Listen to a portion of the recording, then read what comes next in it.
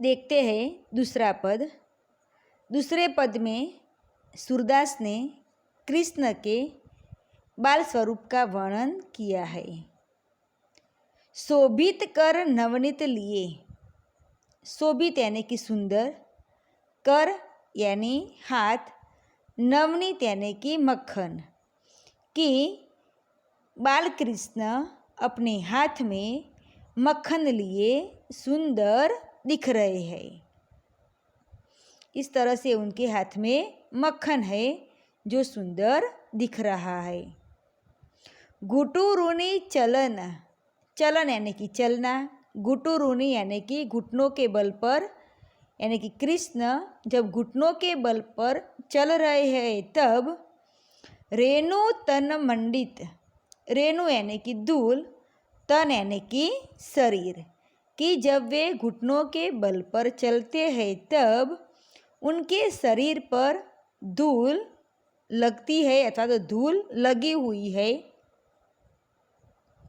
मुख दधी लेप किए, दधी यानी कि दही, कि वे दही भी खा रहे हैं तो ऐसा लगता है कि जैसे उन्होंने अपने मुख पर दही का लेप किया हो अथवा तो उनके मुख पर दही लगा हुआ है।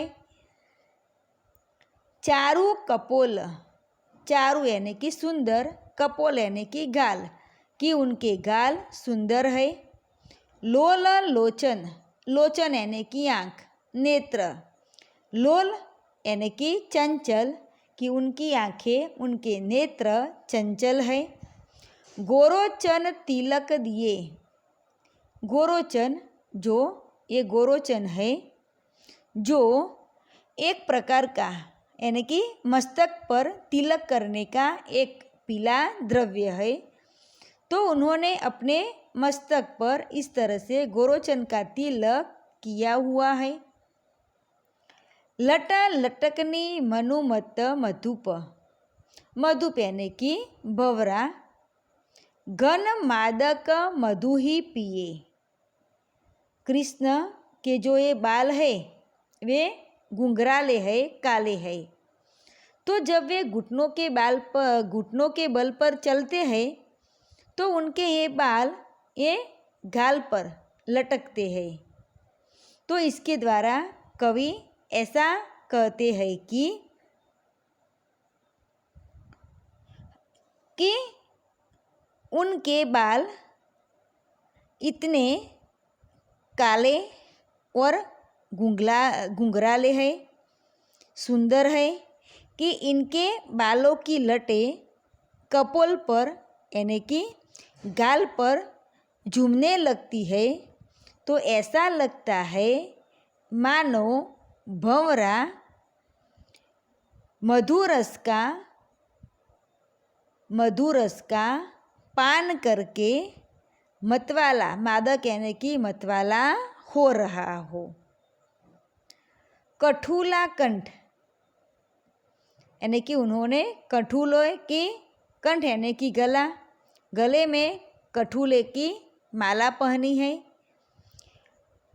इस तरह से ब्रज केहरी नख, केहरी यानी कि केसरी यानी कि सिंह, कि उनके जो ये नाखून है वे इस तरह से सिंह के जैसे है जो सुंदर है।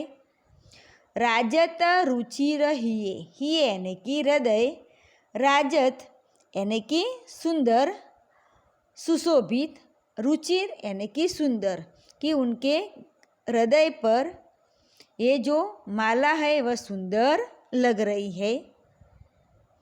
धन्य सूर एकौपल यही सुख, सूरदास कहते हैं कि अगर मुझे बाल कृष्ण की पूरी जो ऐसी छवि है वह यह छवि एक पल के लिए भी देखने को मिल जाए, यानी कि इस छवि को देखने का सुख एक पल के लिए भी मिल जाए तो का सत कल्प जिए, सत यानी कि 100 कल्प जीने की कोई इच्छा नहीं है, यानी कि 100 कल्प तक जीने का भी कोई अर्थ नहीं है।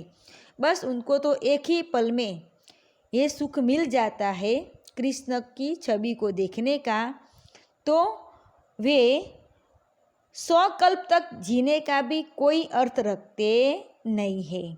100 कल्प हमारे हिंदू समय विधि के अनुसार एक कल्प का समय है 4,32,00,000 वर्ष। तो यहाँ पर तो है 100 कल्प। जब एक कल्प का समय है 4,32,00,000, तो यहाँ पर तो सूरदास जी कहते हैं कि मुझे तो ऐसे 100 कल्प भी जीने का मुझे मेरे लिए कोई अर्थ नहीं है। कब? जब कृष्ण की यह छवि को देखने का सुख एक पल के लिए भी देखने को मिल जाए तब। तो इस तरह से यहाँ पर पूरे इस पद में कृष्ण के यानी कि बाल कृष्ण के स्वरूप का वर्णन किया है। देख लेते हैं फिर से कि कृष्ण अपने हाथ में मक्खन लिए सुंदर दिख रहे हैं। घुटनों के बल चलने के कारण उनका शरीर धूल वाला हो गया है। मुख पर दही लगा हुआ है। उनके गाल सुंदर है। नेत्र चंचल है। कपाल पर गोरोचन का तिलक किए हुए है। उनके काले घुंघराले बालों को देखकर ऐसा लगता है जैसे भंवरा मधुरस पीकर मादक यानी कि मदहोश नशायुक्त हो रहा है। उनके गले में कंठूले की माला सुंदर दिख रही है। उनके नाखून सिंह के समान है जो सुंदर है। हृदय पर हार सुंदर दिख रहे हैं। सूरदास कहते हैं कि ऐसे बालकृष्ण की छवि को एक पल के लिए भी देखने का सुख मिल जाए तो फिर 100 कल्प जीने का भी कोई अर्थ नहीं है।